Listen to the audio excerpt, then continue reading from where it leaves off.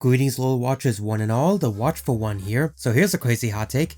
Encanto is amazing. Yeah, I know, it's a hot take and I'm sure I'm gonna get anti-cancelled for it. But yes, it is an amazing movie and worthy of the 60th movie the animation studio has made. There's so many little details I love about it, and one big one, but I will say I'm gonna have to spoil the movie rotten to talk about that. Now no worries, I will keep it relatively spoiler free and warn you when it happens. Although the title probably gives away the foreshadowing, but the movie is on Disney Plus at this point, so you have no excuse. So, just shut up and whatever and watch it. But anyway, what on the surface level can I say about Encanto? Well, for one, just look at it. Like, holy crap, this is a beautiful movie. It looks so colorful and pretty. Like, I know it's Disney and I know that's to be expected of them, but even by Disney standards, this is so pretty. There's just so many colors. It feels like when they asked what color palette they should use, they said all of them. There's also the world and the characters. This whole family, even characters I initially hated, I ended up liking. Like Isabella, for example. I thought for sure she was gonna be a bratty golden child, but she ended up becoming really interesting. Actually, now that I think about it, I noticed Disney does this a lot. Where they'll set up a character you think you're gonna hate, but you end up liking them. Princess and the Frog did this too. Tiana's friend, for example, I thought was gonna be absolutely annoying, but she ended up being hilarious. Though I will say this, some of the characters in Encanto definitely get more screen time than others. Like seriously, just to name a few, Dolores is barely in this except to direct the plot. Camilo was absolutely hilarious and I wish we got more of him. And good lord, is Antonio all but forgotten when he gets his gift. Don't get me wrong, he gets his funny moments like this right here. This is my room. The rats told me everything. Don't eat those. That did make me laugh. So that's something. But it doesn't change the fact that clearly some got more screen time than others, and it's a case where I think it would benefit from a TV spinoff. It could easily help the world out and the characters. Like seriously, there is so much you can do and we still get enough as it is. What little we do get still gets good organic storytelling. My favorite kind of storytelling. Like with Luisa, even though she's the strongest family member, holds a lot of pressure on her shoulders. She can handle all the extra work, but worries what her life will be like if she can't hold the whole world on her hands. Or how of course Camilo would be a trickster being a shapeshifter. It feels like a natural progression of his powers. Or how Dolores, the woman with supersonic hearing, would whisper all her lines. Because of course, someone who had supersonic hearing would sound loud as hell to themselves. Or how she's a town gossip because of course when she can hear everything, she'd want to say everything. Or like how Antonio loves plushies of animals and gets his power to communicate with them. Little details like that help the little character we do get go a long way. Oh, and also, there is no twist villain. Okay, I actually don't mind twist villains, but oh my god, we finally don't have a twist villain. There's technically a conflict started by one person, but they're not a bad guy or an antagonist. There's no big wait, you were behind it the whole time moment. It's just humans being human. But we'll get to that in a second. Although the other thing is, they don't even go to many places. It's all in one town, and yet there's so much variety in the settings. It is genuinely impressive that they could do a big garden, a town mansion, and even a crypt-like area. All while staying in this one town. It's great! Speaking of great, so is the music. It's Manuel Miranda's again from Moana and the music is 10 out of 10. No joke, at the time of writing this script, it's all I've been listening to while I close up at work. We don't talk about Bruno being stuck in my head forever, the family madrigal I've listened to way too many times, and of course Surface Presser being my personal favorite. And also All of You gets me every single time, all hits that I absolutely love. And I guess before I get to the real bad spoilers and the main topic of this video, I'll say that Mirabel is hands down the best Disney female protagonist we've gotten in a long time. She's upbeat but not annoying or naive. She's very hardworking, very smart, and above all else, she loves her family. Also, she's just cute. But I think what makes her even more amazing is that she's normal. After so many female leads being a princess and a warrior and a tribe's leader's daughter, or a queen, or a princess, or a furry, we finally have a normal female lead since, God, I want to say Belle, honestly. Not just that, but from a family of superpowered members. And despite that, she still wants to help however she can, even with just her normal self. Doing as much work as she can, and she doesn't want more, she just wants to help. She loves her family and loves being in it. And well, I feel like I'm just repeating myself and going in circles, so I'm just gonna end by saying Mirabel just being normal is pretty damn special. But okay, let's get to the main reason why I love this movie. The title isn't clickbait, it is a real talking point I want to talk about in regards to this movie. And this is officially the spoiler cutoff, guys, because I have to spoil this movie rotten in order to talk about this point. Alright, so let's just get right into it now. The whole movie we see Mirabel and Abuela fighting and arguing, mostly because Mirabel never got a gift. Meanwhile, she sees visions of the house falling, but slowly it all comes back with Mirabel finally standing up to Abuela, thinking nothing will ever be good enough for her. But that's not necessarily the truth. And you know what, thank God that's not the case. The whole not being good enough angle would have just been a weak justification for Abuela's actions. No, instead we find out what happened to her husband, and wow, this is dark. I mean, yeah, there's no body or blood or anything, but this is pretty dark for a PG movie. It's one of the few times I think it actually deserves a PG rating. Like, no joke, when I saw this, there was a kid in the theater crying at this scene. And for Disney, of all companies to cover the dark history of Colombia, and to be this explicit about it is pretty ballsy. But more importantly, it also explains why Abuela is so pushy and protective. She's not bad, she knows what she did was wrong. She was just scared to lose what she loved a second time over. After her husband's death, this was all she had. This is why I say the movie has no bad guys. Abuela is not a bad person, she's human. And humans make mistakes. But more importantly, Abuela's trauma ties into the main point of this video essay/review. This movie perfectly talks about generational trauma and how important it is to not let trauma affect your family. And no, it's not just Abuela in a vacuum, believe me, her trauma trickles into the whole family. However, before we cover that and get to the main meat of this topic, I gotta give a big shout out to Desert Ruby 98 on TikTok. She did a whole series on how each member of the family has trauma in some way, shape, or form, and it's been a huge help for this video. I'm gonna leave a link to her TikTok down below, so go check it out, and go follow her. But alright, let's get to the nitty and gritty, starting with Abuela herself. Since she is the root of all of this, it makes sense. Obviously, her whole thing is that she lost her husband and was left with 3 kids before being saved and blessed by the candle of the miracle. The story of her trauma doesn't stop there. A lot of her fears are eternalized, believing her family has to use their gifts to serve the community. She believes they have to do it in some way, shape, or form, otherwise they aren't helping and they're being selfish. And you do see a lot of subtle instances of this before the big twist at the end of what happened to her husband. Like how she always wears black robes over her dress like a funeral.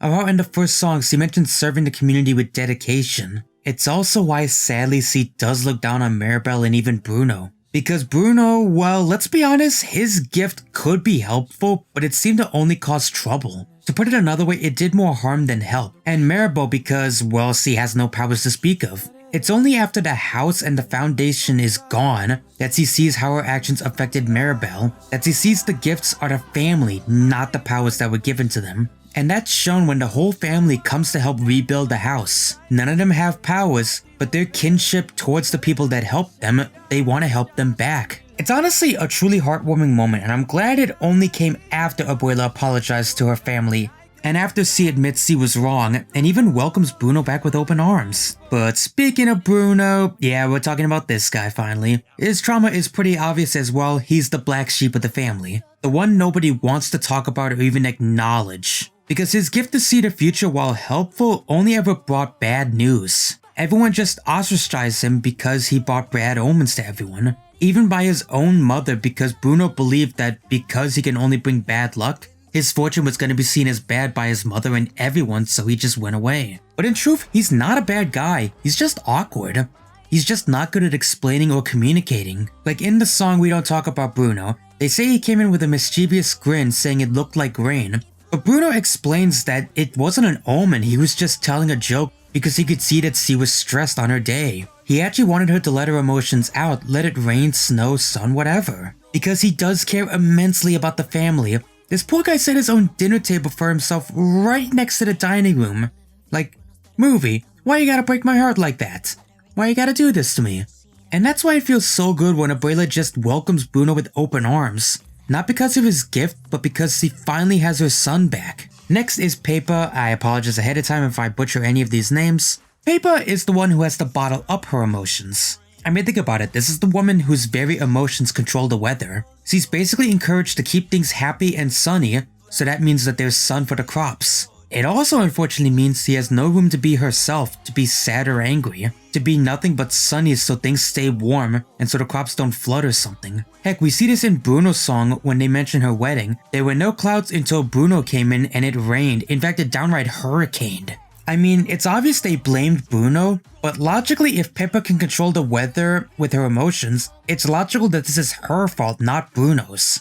I'm not trying to blame her necessarily, don't get me wrong, but I'm saying they just saw Bruno as an out when in actuality, she's the one that internalized all this. She was stressing and it exploded. And it did unfortunately build up resentment towards her brother, and that's pretty sad. And to round out the original 3 siblings, don't think Julieta is safe from the trauma as well because she's got her own. She's essentially the original golden child. I mean, she has the most practical, best powers out of all of them. With a simple meal, she can heal you. In fact, you could make a strong argument that her powers led to the idea of powers being used to help the community, as well as the standard for all the powers in the family, which led to Bruno's situation and, well, Mirabel's issues, as well as all the other generational trauma for the second generation. And also, this is something that was pointed out to me, but there was a very high chance that Julieta was probably under a lot of stress from Abuela. I mean, wow, that kinda sucks that your own daughter wasn't liked by your own mother. I'm just saying, you could make a good argument that she was planning to leave at one point. Although on a lighter topic, I do love that her husband is accident prone and she can heal him. That's just adorable. Actually, both of the husbands are great, honestly.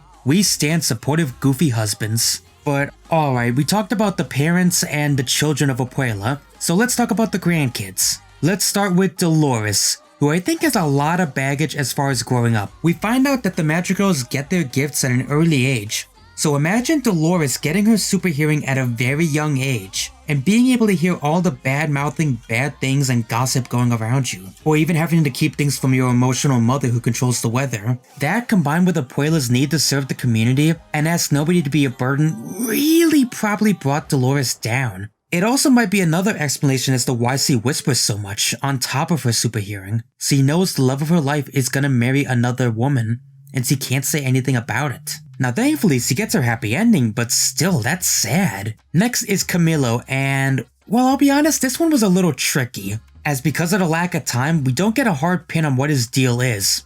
But I think we get a glimpse of that here and there. For example, his mother is the emotional one, so that can't be good for him. But more importantly, look at his powers. He has the power to shapeshift into others. And well, take this with a grain of salt because again, I'm just spitballing here. But you ever notice how he's in his other forms way more than his own? This to me can mean one of two things. He is either a people pleaser willing to just be whoever the others want him to be to make them happy, which is supported in his line in the Family Madrigal song, or on the flip side, he could suffer from severe identity issues, unsure in who he wants to be. I mean, think about it, when you could be anybody, do you even know who you are? Or heck, it could be even both issues at once. Not to mention, he knows that his shapeshifting has to serve the community in some way after all. Making others happy is still a service. That being said, I will say that Camilo seems to be the most stable out of all of the family. He really doesn't seem to mind his place in the family just being the jokester, and he seems to be happy with it. So good on you, Camilo. Next is Antonio, and wow, was this one rough. Okay, first of all, he's the next kid after Maribel didn't get her gift. So I gotta imagine that's gotta put a lot of pressure on him. Not to mention, thanks to him being so close to Maribel with them growing up together in the nursery and all, he knows Abuela's love is extremely conditional. Not just to his powers, but whether or not he gets them in the first place. Which, side note, their bond is actually pretty adorable. But this especially comes to a head in the ceremony, where he can't do anything without Maribel and needs to walk to the door with her. I repeat that, he needs Maribel to walk him to the door.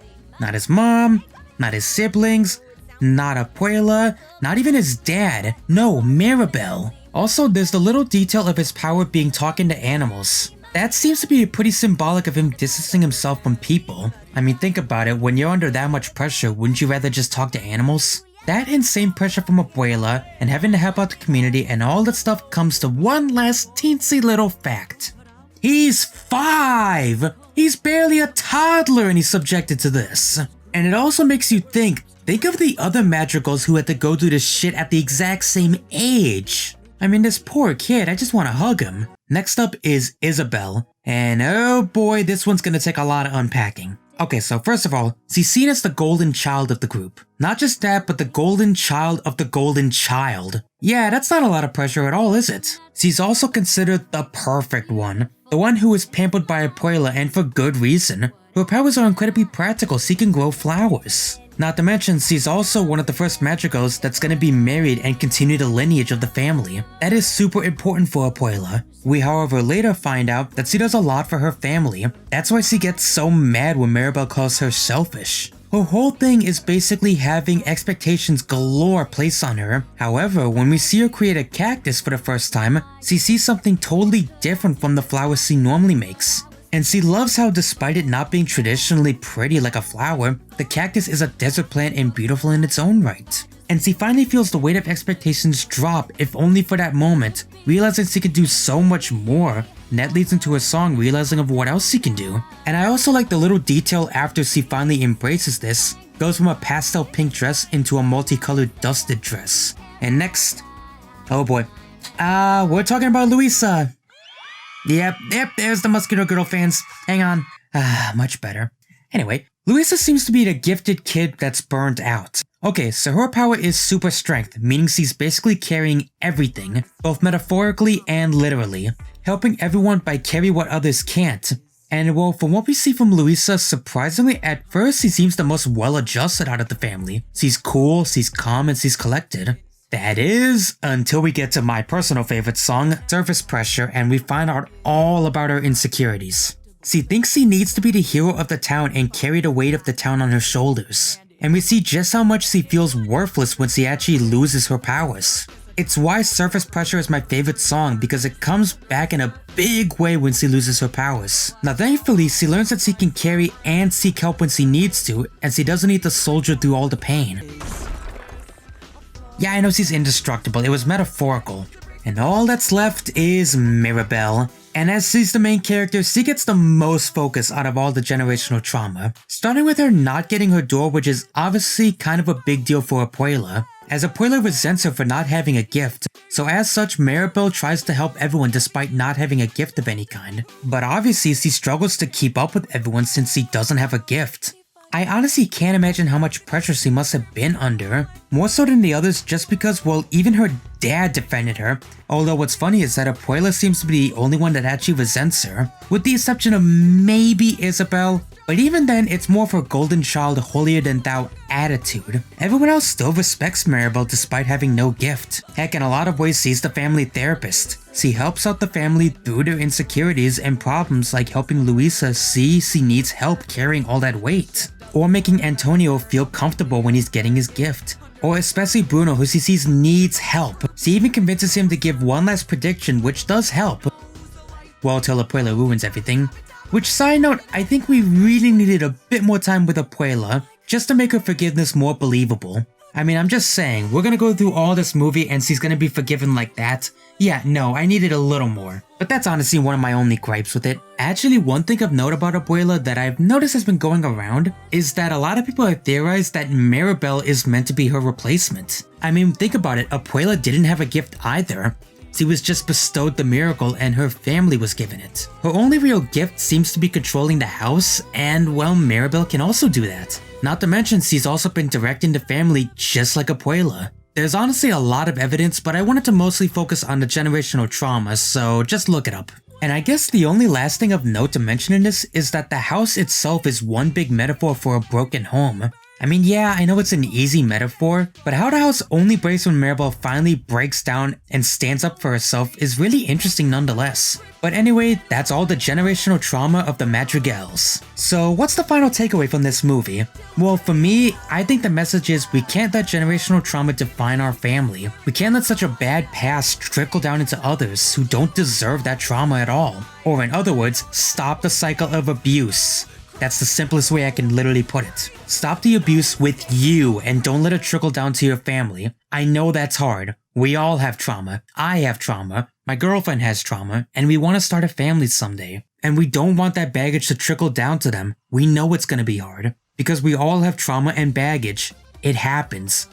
But it doesn't mean we need to let it define us as people. And only by accepting who we are and others who they are, not for their amazing gifts, but for the people they are, can we build a new foundation for our home. In a sense, it's why I'm completely okay with the house getting rebuilt. It shows that there's a new foundation, ready for healing and for an amazing new family. And it gives me hope that one day me and Season can have an amazing family as great as the madrigals. So overall, watch this movie. Just please, I feel it is so important. Especially with the next generation having kids of their own. And these are lessons we can all learn from. Build a strong foundation and a good home. Don't let the trauma trickle down.